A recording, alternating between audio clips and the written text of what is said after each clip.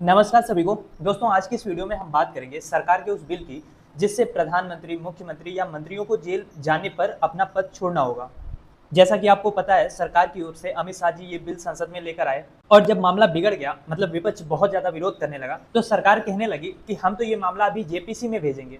लेकिन दिक्कत ये है कि अब तो जेपीसी में भी विवाद शुरू हो चुका है। दरअसल समाजवादी पार्टी के अखिलेश यादव और तृणमूल कांग्रेस की ममता बनर्जी ने इस समिति का बहिष्कार कर दिया है। और दिलचस्प बात यह है कि इसका बहिष्कार अखिलेश यादव ने अमित शाह के पुराने बयान को ही आधार बना के किया है। तो क्या कुछ हुआ है, आइए इन सारी अपडेट को बहुत आसान भाषा में समझते हैं।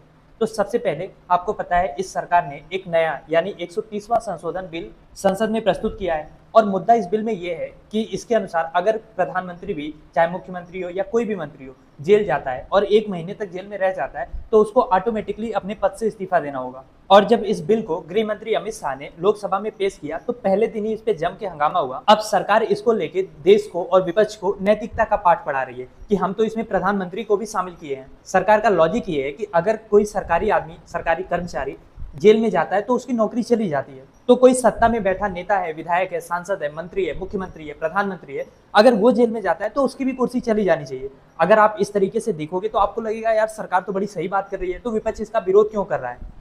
तो देखो, बात यह है कि बीजेपी कुछ भी कर ले, कम से कम नैतिकता की बात अमित शाह जी के मुंह से या बीजेपी के मुंह से अच्छी नहीं लगती। राजनीति में कितनी नैतिकता बची है ये सबको पता है। पहलगाम अटैक हुआ, इतनी सारी रेल घटनाएं हुई, नैतिक जिम्मेदारी लेते हुए बीजेपी में किसी मंत्री ने इस्तीफा दिया? तो एटलीस्ट नैतिकता की बात तो नहीं करनी चाहिए। अब दूसरी बात यह है कि सरकार जेल से नहीं चलनी चाहिए।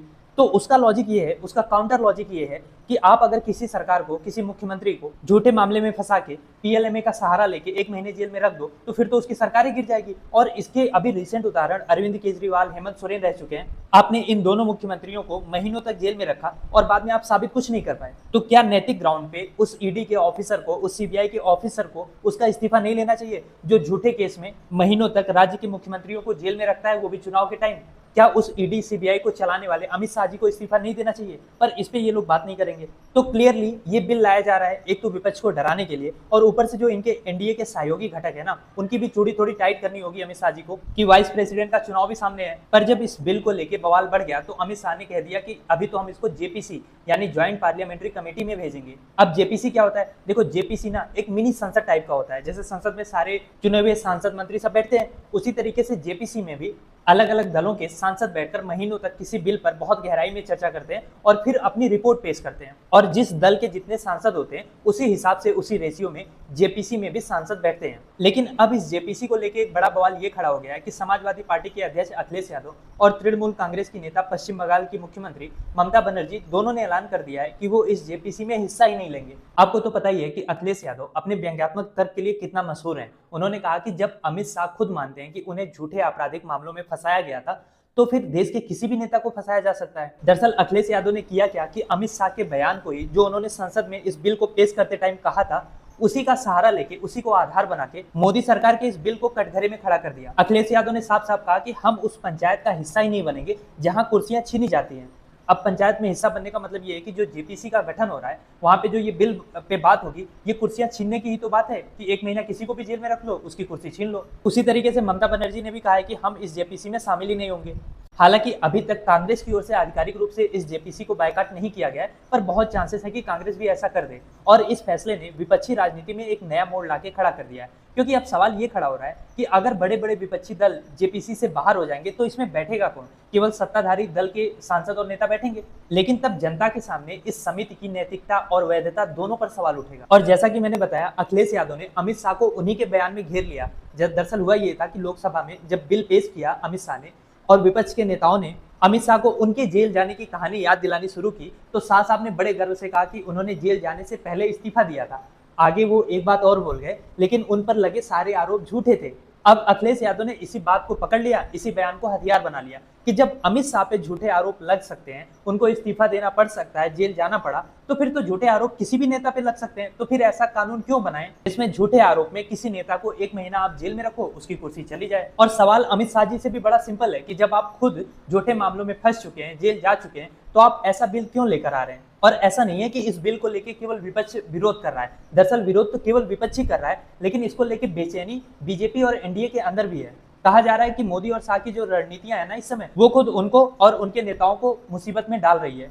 एनडीए के अंदर भी कई लोगों को ये चीज लग रहा है कि सरकार का जो ये ओवर एक्शन है ना, ये कहीं ताबूत में आखिरी कील ना साबित हो जाए, क्योंकि सरकार के पास इस समय दोनों सदनों में 2/3 मेजोरिटी नहीं है और बिना 2/3 मेजोरिटी के ये बिल पास होने वाला है नहीं। तो ऐसे बिल ला के सरकार केवल विपक्ष के नेताओं को डराने के चक्कर में एनडीए के अपने खुद के घटक दलों और उनके नेताओं के मन में डर पैदा कर रहा है, क्योंकि ये कानून अगर बन जाता है तो ऐसा तो है नहीं कि केवल विपक्ष के खिलाफ यूज होगा, जरूरत पड़ने पे इसको सहयोगी दलों पे भी यूज किया जा सकता है। और अगर आप लिस्ट उठा के देखोगे मुकदमों की, तो सबसे ज्यादा जो टॉप 10 लीडर्स मिलेंगे जिनके ऊपर सबसे ज्यादा मुकदमे हैं, उसमें आपको विपक्षी दल के ही नेता मिलेंगे, क्योंकि जैसे ही कोई नेता बीजेपी में शामिल हो जाता है उसकी फाइलें बंद होना शुरू हो जाती है, मुकदमे उस पे से हटना शुरू हो जाते हैं। हेमंत विश्व शर्मा, अजीत पवार, ऐसे लोग तमाम हैं जिनके नाम मैं आपको गिना सकता हूँ। लेकिन अगर इस समय विपक्ष में देखें तो सबसे ज्यादा मुकदमे रेवंत रेड्डी तेलंगाना के मुख्यमंत्री के ऊपर है। और अभी खुद संसद में जो आंकड़ा सरकार ने दिया है, जिसमें ये पता चला है कि ईडी ने जो 191 केसों में विपक्षी दलों के ऊपर कार्रवाई की थी, उसमें से केवल 2 को सजा हुई है। तो आरोप लगा के जेल में डालने के लिए जो सरकार बदनाम है,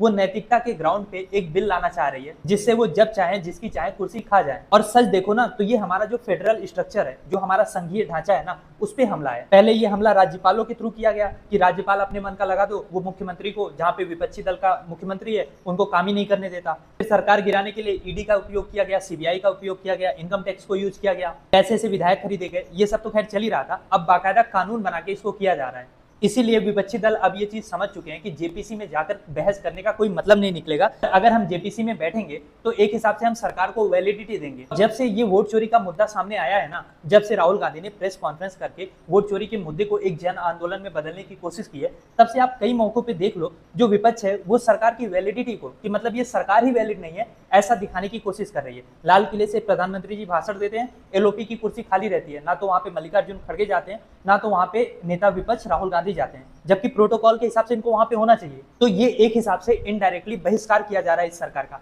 तेजस्वी यादव पहले ही कह चुके हैं कि हम बिहार इलेक्शन का को भी बाइकआउट कर सकते हैं। मानसून सत्र खत्म होने के बाद जो लोकसभा के स्पीकर के यहाँ दोनों मतलब चाहे वो सरकार का पक्ष हो चाहे विपक्ष हो, दोनों के नेता जाके चाय पानी पीते थे। इस बार विपक्ष वहां पे भी नहीं गया, बस मोदी जी बैठे हैं, जेपी नड्डा बैठे हैं, बिरला बैठे हैं। तो मेरा पॉइंट ये है कि विपक्ष इस बात को समझ रहा है कि भले मोदी जी आज सरकार में हैं, उनको पूरे देश का 35% से ज्यादा वोट मिला नहीं है, बाकी 65% वोट जो है वो विपक्ष के खाते में ही है। और जब 65% वोट जो है वो आपको बाइकआउट करता है, आपके मसलों में शामिल नहीं होता है, तो फिर आप समझ लो कि आपकी जो वैलिडिटी है ना, वो खतरे में आ जाती है। और इस बीच आपको पता है वोटर अधिकार यात्रा राहुल गांधी की बिहार में चल रही है, जिसमें इंडिया गठबंधन के सारे बड़े नेता अखिलेश यादव, हेमंत सोरेन, उद्धव ठाकरे, शरद पवार सब एक साथ एक दिन एक मंच पे नजर आएंगे। तो इसका संदेश बिल्कुल साफ है कि विपक्ष एकजुट हुआ है, लोकतंत्र में जनता ही मालिक है। और जब कानूनी और संसदीय प्रक्रियाओं में विपक्ष भाग लेना बंद कर देता है, तो फिर वो स्वस्थ लोकतंत्र रह नहीं जाता है। और दरअसल जो 10 सालों से मोदी गवर्नमेंट ने एक ट्रेंड चलाया हुआ था कि बिना विपक्ष से कोई चर्चा किए कोई भी बिल, कोई भी अध्यादेश पास हो रहा था। और धनखड़ साहब के समय में तो आपने देखा है कि विपक्ष के सारे नेताओं को निलंबित कर करके बिल पास किया गया है। और अब तो विपक्ष खुद वॉकआउट कर रहा है कि आप करो बिल पास, फिर आप जाके जनता के बीच में बताना